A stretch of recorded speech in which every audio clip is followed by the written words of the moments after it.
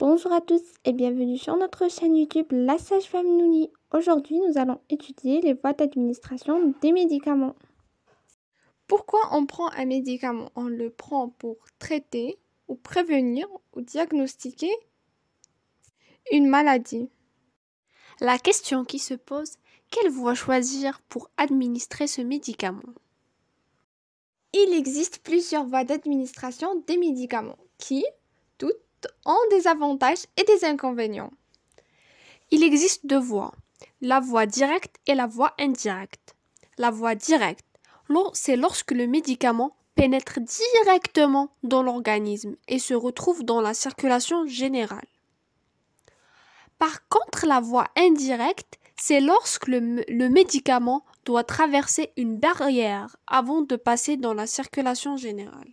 Les critères de choix d'une voie d'administration. Il y a plusieurs critères. Parmi ces critères, on trouve les critères cliniques, les critères pharmacologiques et les critères physiopathologiques. On va parler de chacune d'entre elles. Nous avons mentionné auparavant les critères cliniques. Dans les critères cliniques, on trouve la notion d'urgence. Dans le cadre de l'urgence, la voie injectable est préférée car elle a une action plus rapide que la voie orale. Dans le cadre d'une pathologie non urgente, on peut donner au malade la voie péros, la voie orale, qui a un effet plus prolongé. Maintenant, les critères pharmacologiques. La nature et propriété de la substance active.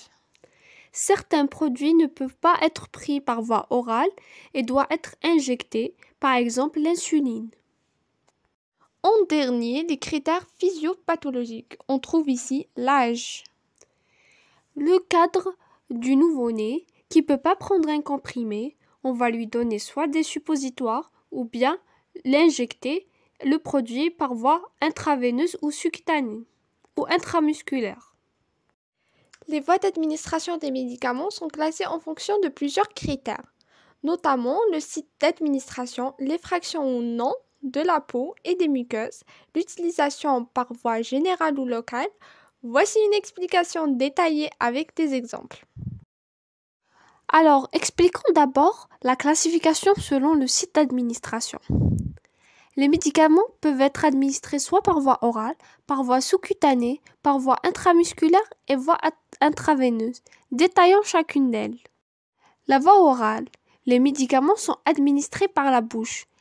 L'exemple, des comprimés, des gélules et des sirops. Pour la voie sous-cutanée, les médicaments sont injectés sous la peau. Exemple, les injections d'insuline. Pour la voie intramusculaire, les médicaments sont injectés dans un muscle. Exemple, les vaccins et certains antibiotiques. Pour la voie intraveineuse, les médicaments sont administrés directement dans une veine. Exemple, les perfusions. La deuxième classification, c'est par rapport à l'effraction ou non de la peau et ou des muqueuses. Alors, pour la voie, on a la voie transcutanée, la voie percutanée et la voie mucosale. Pour la voie transcutanée, les médicaments sont appliqués sur la peau et sont absorbés à travers celle-ci pour atteindre la circulation sanguine. Elle est non effractive, l'exemple des patchs transdermiques et les crèmes topiques. 2, c'est la voie percutanée ou la voie effractive. Les médicaments sont administrés à travers la peau en utilisant des méthodes qui impliquent une perforation ou une effraction de la barrière cutanée. Exemple, les injections. Pour la voie mucosale, qui est aussi effractive, les médicaments sont administrés à travers les muqueuses, telles que la muqueuse buccale, nasale, rectale ou vaginale. Les exemples, c'est les suppositoires, les comprimés buccaux et les crèmes vaginales. La troisième classification, c'est selon l'utilisation par voie générale ou locale. La voie générale. Les médicaments se propagent dans tout le corps via la circulation sanguine. L'exemple de la voie orale, intramusculaire et l'intraveineuse. Pour la voie locale, les médicaments agissent directement sur la zone d'application, par exemple la voie topique pour des affections cutanées et les collyres pour les yeux. va parler des avantages et des inconvénients des voies d'administration des médicaments. On a la voie sublinguale. L'avantage que ça permet d'ingérer des substances fragiles qui peuvent être détruites dans le tractus digestif, que c'est facile, que la résorption est rapide. L'inconvénient que c'est des substances qui peuvent être irritantes ou le goût peut être désagréable. Elles nécessitent la coopération du malade et la résorption est assez irrégulière. Pour ce qui est de la voie orale, l'avantage qu'elle est facile, économique, qu'elle est répétable à volonté et qu'elle est assez rapide. Pour l'inconvénient, elle peut irriter le tube digestif, elle est contre-indiquée en cas de vomissement ou de coma et elle peut former des complexes non résorbables avec certains aliments et qu'elle nécessite la coopération du malade. La dernière voie dont on parlera, c'est la voie rectale. Elle est efficace chez l'enfant et chez le vomisseur en cas de vomissement. On évite le goût et le premier passage hépatique.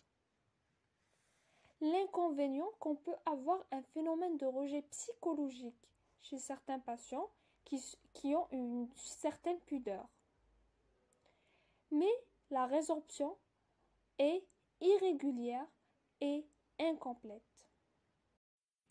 Je vais vous parler de la voie transcutanée ou appelée parentérale. On a 4 voies, l'intraveineuse, l'intramusculaire, l'intradermique et la sous-cutanée. Chacune d'elles, on va voir pour chacune d'elles les avantages et les inconvénients. Pour la voie intraveineuse, c'est l'avantage que c'est une voie d'urgence, que la biodisponibilité est de 100% et on a la possibilité d'injecter de gros volumes. Par contre, elle est très coûteuse. Il y a possibilité de faire des erreurs au moment de l'injection et elle nécessite une personne avec une certaine expertise. On peut injecter que des produits isotoniques ou aqueuses ou des solutions aqueuses. Pour l'intramusculaire, on a la possibilité d'injecter une solution aqueuse ou huileuse et elle est plus facile. Pour l'inconvénient, notre volume qu'on peut injecter est limité. Qu'on peut toucher le nerf sciatique lors de l'injection, qu'elle est coûteuse et on a un risque infectieux. Pour la voie intradermique, c'est l'avantage que c'est une absorption plus rapide que la sous-cutanée et on a la possibilité de faire les tests d'allergie. Pour l'inconvénient, il y a un risque de réaction cutanée et le volume est très limité. Pour la voie sous-cutanée, l'avantage que l'absorption elle est constante. Elle est moins douloureuse que les autres voies.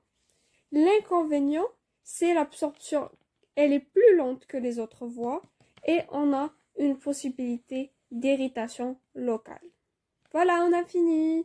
Voici ici les degrés à chaque fois qu'on doit injecter l'une de ces voies. Pour la voie intraveineuse, notre aiguille doit être de 25 degrés. Intramusculaire, 90 degrés.